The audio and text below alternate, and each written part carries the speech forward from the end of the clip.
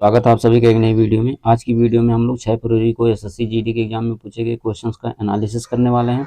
ये क्वेश्चन बहुत ही इंपॉर्टेंट है, वही क्वेश्चन है जो एग्जाम में पूछे गए हैं। तो अगर आपका एग्जाम अभी नहीं हुआ तो आपके लिए वीडियो बहुत इंपॉर्टेंट है, वीडियो आप पूरा लास्ट तक देखिएगा। सबसे पहले एक क्वेश्चन था सेरीकल्चर किससे संबंधित है, ठीक है। तो सेरीकल्चर जो है आपका रेशम कीट जो है पालन से संबंधित है, ठीक है। रेशम कीट पालन के कृषि को कहा जाता है सेरीकल्चर, ठीक है। उसके बाद दूसरा क्वेश्चन था जल में घुलनशील विटामिन कौन सी है। तो इसमें आपका जो है विटामिन सी है, ठीक है।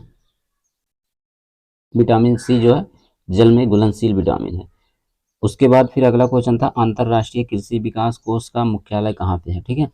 तो इसका मुख्यालय जो है रोम में है, और रोम कहाँ पे है, इटली में है, ठीक है। और ये मुख्यालय बना कब था, 1976 में। उसके बाद फिर अगला क्वेश्चन था पुलित्जर पुरस्कार किस क्षेत्र में दिया जाता है, ठीक है। तो ये जो है पत्रकारिता के क्षेत्र में दिया जाता है। फिर अगला क्वेश्चन ये देखिए रीजनिंग का था। इसमें जो है एक सीरीज चल रही थी और लास्ट में क्वेश्चन मार्क की जगह पे पूछा कि कौन सी नंबर आएगी, ये आपको फाइंड करना था, ठीक है। तो इसको कैसे आप फाइंड कर सकते हैं, क्या इसमें ट्रिक है, इसको सबसे पहले आपको पता करना होगा, ठीक है। तो यहाँ पे आप देखेंगे पहले नंबर हमारी 2 है, ठीक है, और दूसरी नंबर 8 है, ठीक है। तो आप देखेंगे कि 2 का जो है मल्टीप्लाई 4 में करेंगे तो हो जाएगा आपका 8, ठीक है। और 8 का मल्टीप्लाई अगर हम लोग 4 में करेंगे तो हो जाएगा कितना, 32, ठीक है। 32 यहाँ पे दिया हुआ है।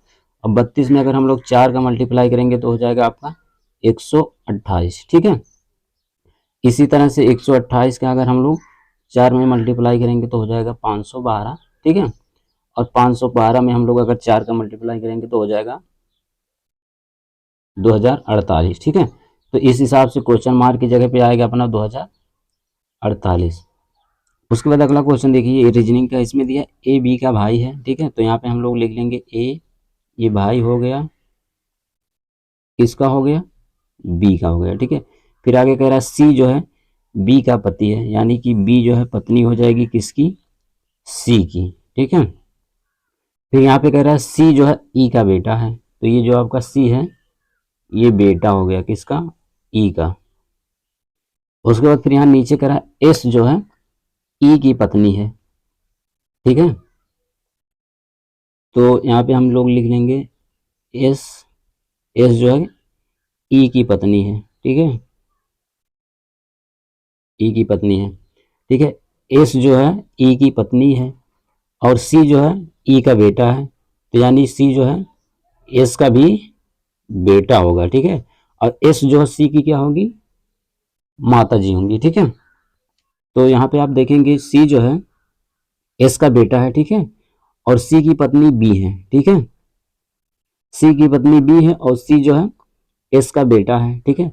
तो एस जो है बी की क्या लगेंगी, सास लगेंगी, ठीक है। और बी जो है एस की क्या लगेंगी, बहू, ठीक है।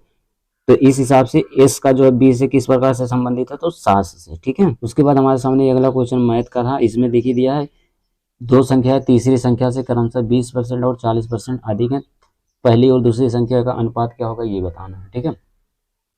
तो तीसरी संख्या हमको नहीं मालूम है तो उसको मान लेते हैं हम, अगर 100 हो गई हमारी तीसरी संख्या, तो दूसरी संख्या यहाँ पे दिया है कि उससे 20% अधिक है, तो यानी दूसरी संख्या आपकी 120 हो जाएगी। और तीसरी संख्या कहा कि 40% अधिक है, तो यानी 40% मतलब 140% हो जाएगी, ठीक है। अब पूछा कि पहली और दूसरी संख्या में संबंध है, तो आपकी पहली ये संख्या हो गई और दूसरी ये हो गई, ठीक है, और तीसरी ये वाली 100 हो गई, ठीक है। तो संबंध हमको पहली और दूसरे में पूछा, तो इसका 0 0 कट कर देंगे पहली बार। उसके बाद 6 दुनाए 12 होता है, 7 दुनाए 14, तो दोनों में अनुपात हो जाएगा आपका 6:7। उसके बाद हमारे सामने ये क्वेश्चन है, ये देखिए जो है एसआई का है, यानी साधारण ब्याज से संबंधित है। इसमें दिया है कितनी धनराशि 5 वर्षों में 8% वार्षिक ब्याज की दर से इतने जो है ब्याज देगी, ठीक है, ये आपका ब्याज है। तो इसका फार्मूला होता है एसआई बराबर होता है पी गुणे आर गुणे टी बटे 100, ठीक है।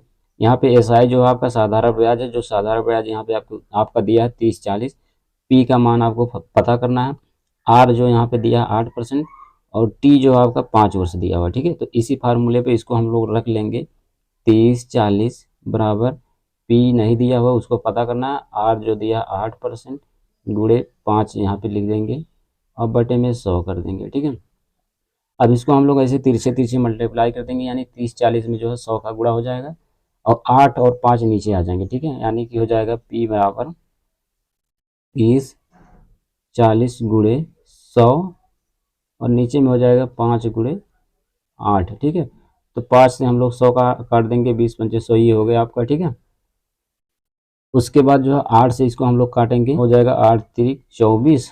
उसके बाद जो है 8 से काट देंगे तो हो जाएगा 8×8 = 64 और 0। ठीक है, यानी 380 गुणे 20, 380 गुणे 20 इसका मल्टीप्लाई करेंगे आप जो है तो आ जाएगा इतना। ये जो आपका क्या है, P है। ठीक है,